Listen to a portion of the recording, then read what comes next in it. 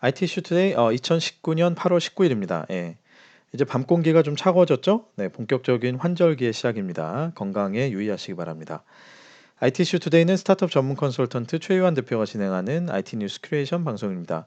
IT 트렌드가 궁금하세요? 예, IT 이슈 투데이와 함께 하루 10분이면 충분합니다. 예, 오늘의 방송 지금 바로 시작합니다. 본 방송은 스타트업 전문 컨설팅사 디토 파트너스 그룹에서 제공합니다. 네, 오늘도 세 가지 이슈를 제가 뽑아봤습니다. 첫 번째 이슈는 세계적으로 디지털 헬스케어 분야에 대한 투자가 증가했다는 내용입니다. CB 인사이트라는 리서치 기관에서 낸 보고서를 보니 2분기에 디지털 헬스케어 분야에 대해서 371건의 총 35억 달러, 약 4조 원 가까이 되는 돈이 투자가 됐다 이런 얘기죠. 이 중에서 기업 가치가 10억 달러 이상의 유니콘 기업이 38개나 달했다고 하고요. 보고서에서는 일본, 한국, 또 스웨덴이 최근에 투자 대상으로 급부상하고 있다 이렇게 표현을 하고 있습니다. 분야별로 보자면 AI 분야, 헬스케어 AI 분야가 75건, 8.6억 달러, 전년비 13% 성장을 했고, 정신건강 웰리스 분야가 26건, 3.2억 달러. 근데 놀랍게도 전년비 41%나 성장을 했습니다. 여성 건강 스타트업은 뭐 예를 들면 출산 육아나 뭐 생리 이런 것들과 관련된 것들이죠. 33건, 2.8억 달러, 뭐 디지털 치료제 22건, 2.9억 달러인데 재밌는 건 정신건강 분야가 이렇게 굉장히 많이 그 성장을 했다는 부분입니다. 어떻게 보면 '멘탈 케어 쪽에 최근에 불고 있는 그런 붐을 반영한 거다.' 이렇게 볼 수도 있을 것 같고요. 뭐 세계적으로 보면 어쨌거나 헬스케어 분야라는 게 각 국가에서 규제 산업이잖아요. 그죠? 예. 허가를 받아야 되고 또 임상 시험도 해야 되고 뭐 그런 분야이다 보니 어찌 보면 상대적으로 조금 더 유저들에게 다가가기 쉽고 서비스 모델이 한번 터지기 시작하면 뭐 규제나 이런 것들에 좀 덜 민감한 뭐 이런 분야, 정신건강이나 웰니스가 사실 그런 분야죠. 그런 분야에 좀 더 투자가 몰린 것이 아니냐라는 생각이 듭니다. 사실 제가 이 뉴스를 보면서 '이슈로 한번 다뤄봐야 되겠다.'라고 생각했던 건 뭐 어떤 뭐 문제가 있어서라기보다는 아주 단순합니다. 좀 부러워서. 보고서상에서 한국을 유망하다고 얘기하긴 했는데 저도 최근에 한 2년 정도는 그 헬스케어 분야에서 또 사업을 해 봤습니다만 글쎄요. 좀 아직까지도 이 안개 속인 부분들이 많죠. 그리고 실제로 현장에 있는 스타트업들 입장에서는 '야 이 한국에서 뭔가 헬스케어 스타트업을 한다는 게 이게 정말 만만치 않다.' 뭐 투자받기도 쉽지 않고 또 규제의 벽을 넘기도 쉽지 않고 또 인제 업계 간의 또 싸움도 뭐 엄청나게 치열한 곳이죠. 어쨌든 좀 부럽다 이런 생각이 들어서 '세계적인 흐름은 이렇다.'라고 하니 그 혹시 좀 비전이 있으신 분들은 좀 세계 시장으로 나가시는 것도 괜찮을 것 같습니다. 두 번째 이슈는 몰카, ASMR, 마케팅의 패러다임이 바뀐다 이겁니다. 이게 무슨 말일까요? 사례부터 제가 정리를 했습니다. 롯데쇼핑에서는 직원들이 직접 수박 고르는 법을 막 시골에 내려가서 농장에 가서 막 이런 것들을 보여주는 그런 영상을 찍어서 마케팅을 하고 있다고 하고요. 현대백화점에서는 직원이 직접 들려주는 백화점이라는 직장에 대한 이야기, 뭐 갤러리아에서는 명품 시계 소리를 ASMR로 담아내서 유튜브에 올렸더니 화제가 됐다. 그리고 직접적으로 또 화제가 되는 유튜버 자체를 기용해서 마케팅에 적극적으로 활용을 하기도 하고요. 무슨 말이냐? 결국에는 유튜브 안에서 일종의 UGC를 그죠? UGC를 표방한 그런 식의 콘텐츠를 가지고 마케팅을 하는 것이 화제가 되고 있다. 뭐 이런 내용입니다, 기사의 내용은.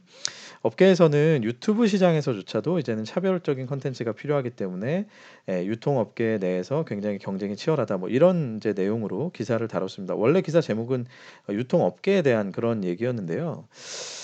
여기서부터 인제 제 얘기입니다. 사실 과연 이게 유통업체들만의 경쟁일까요? 저는 그런 생각이 들더라고요. 쪼끔 그 비약해서 제가 얘기를 하면 궁극적으로는 유튜브의 특성상 콘텐츠 파워가 매체 파워가 되는 시대가 됐잖아요.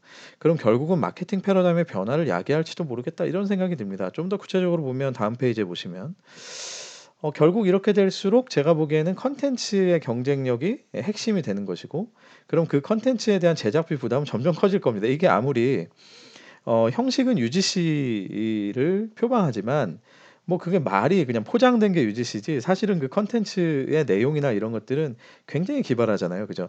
요 며칠간 또 기사로 많이 화제가 됐던 게 트레저 헌터의 대표가 했던 인터뷰인데 뭐 보람 튜브가 뭐 날로 먹은 거 아니다 뭐 이런 얘기를 했었죠. 저는 사실 동감합니다. 어느 정도.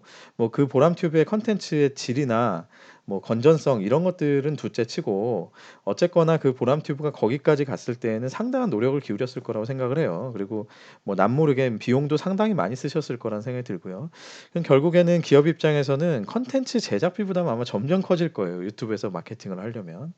자, 이 얘기는 뭐냐면 웬만한 작은 기업들은 이제 유튜브 마케팅에 엄두도 못 낸다는 겁니다. 실제로 제가 지금 컨설팅을 하면서 네, 몇 개 스타트업들과 일을 하고 있는데 그 스타트업들은 제대로 유튜브에서 마케팅을 하려면 엄두를 낼 수가 없어요. 예.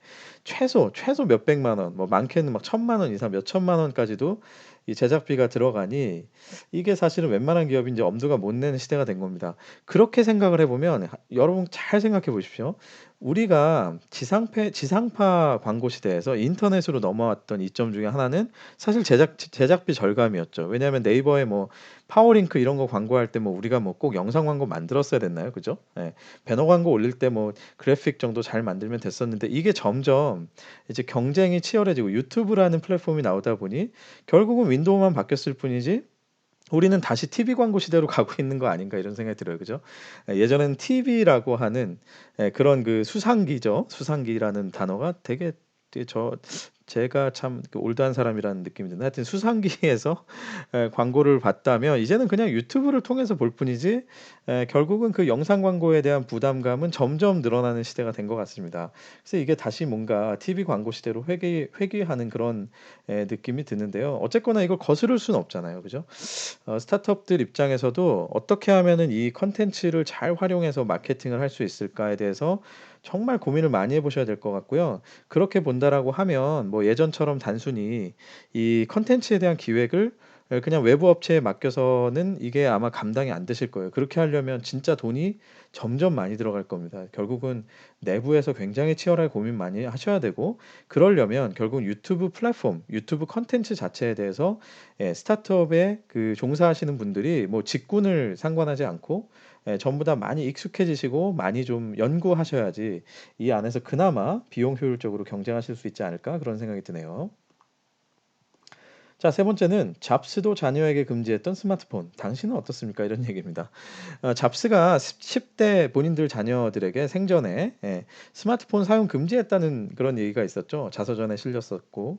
그리고 실리콘밸리 직원들은 많은 직원들이 자녀들을 그 아날로그 방식의 교육을 하는 학교에 보내고 있다. 이런 소식들을 저희가 이미 접하고 있었습니다. 그죠? 그러다 보니 미국에서 아날로그 보육 코칭 사업이 급성장을 하고 있다고 합니다. 이게 단순합니다. 그냥 부모와 아이에게 스마트 기기 없이 하루를 보내는 법을 가르친다는 거죠. 사실 어떻게 보면 되게 우스꽝스러운데 그럼에도 불구하고 실제로 보면 우리가 예, 하루를 보낸다 이거 쉽지 않죠, 사실은. 기사 내에서 보면 그 한국은 또 유아동층에서 인터넷 과이종 현상이 굉장히 심각하다 이런 얘기를 하고 있습니다. 미국 소아과협회에서는 2살까지는 완전히 스마트 기기를 제한을 해야 되고 그 이후에도 점점 늘려가지만 하루에 2시간 이상을 넘으면 안 된다라는 얘기를 하고 있는데요. 글쎄요, 여러분은 어떠신가요? 그냥 이건 좀 생각할 만한 거리가 될 것 같아서 제가 골라본 거고요. 반대로 그 저희가 IT 업계에 있으면서 IT 프로덕트, IT 서비스에만 집중하잖아요. 근데 오히려 IT를 많이 아는 사람들일수록 이거의 폐해도 잘 알고 이거 없이 사는 방법에 대해서도 아이디어를 낼 수 있다고 저는 생각하거든요. 그래서 반대로 역발상으로 그죠? 예. 혹시 사업 기회를 찾는 분들이 계시다면 이런 식의 오히려 아날로그 교육, 아날로그로 살아가는 것에 대한 이런 것들 태핑해 보시는 것도 재밌을 것 같습니다. 자, 방송을 마치기 전에 제가 오늘부터 새로 도입한 건데요. 알아두면 쓸모 있는 그 밖의 뉴스들을 좀 제가 정리해 드리려고 해요. 이게 이슈로 삼기는 좀 가볍고 좀 알아두시면 좋을 것 같고 하나씩 말씀드리겠습니다. 건보공단에서 ARS에 AI를 도입해서 이제는 24시간 증명서 발급이 된다고 합니다. 일종의 음성 비서 같은 기능이죠. 그걸 넣어서 언제든 증명서 발급을 할 수 있다. 놀라운 소식입니다. 계속해서 잘 발전시켜 주세요. SK텔레콤이 올림픽 공원에 AR 동물원을 개장했다고 합니다. 포켓몬고 이후에 AR로는 좀 더 떠들썩한 그런 얘기들을 좀 기사화하신 것 같은데 관심 있는 분들 한번 가 보시면 어떨지 재밌을 것 같습니다. 특허청이 MOU를 맺어서 한국 특허가 이제는 캄보디아에서 그대로 인정받는다고 합니다. 해외로 진출하실 계획 있는 스타트업들 참고하시고요. 중국의 짝퉁 게임 국내 앱 마켓에서 완전히 퇴출됐습니다. 이제 이 시대가 어느 시대인데 지금 짝퉁이 나오고 있습니까? 그죠? 자, SK 브로드밴드가 개인정보 이전 이용약관 변경을 안내하면서 웨이브라는 그죠? 옥수수와 푹이 합쳐지는 통합 플랫폼 웨이브에 대한 출격을 앞두고 있다라는 그런 소식들이 있었습니다. 참고로 해두시면 언젠가 쓸모가 있으실 겁니다. 네, 오늘 소식 여기까지입니다. IT 이슈 투데이는 유튜브 채널과 그리고 페이스북 페이지에서 디토 파트너스 그룹을 검색해 보시면 지난 방송 모두 보실 수 있습니다. 보시면서 구독 버튼, 좋아요 버튼 추천 많이 해주시기 바랍니다. 오늘도 대한민국 IT를 위해서 힘써 주실 여러분들 화이팅입니다. 전 내일 다시 한번 찾아뵙겠습니다. 감사합니다.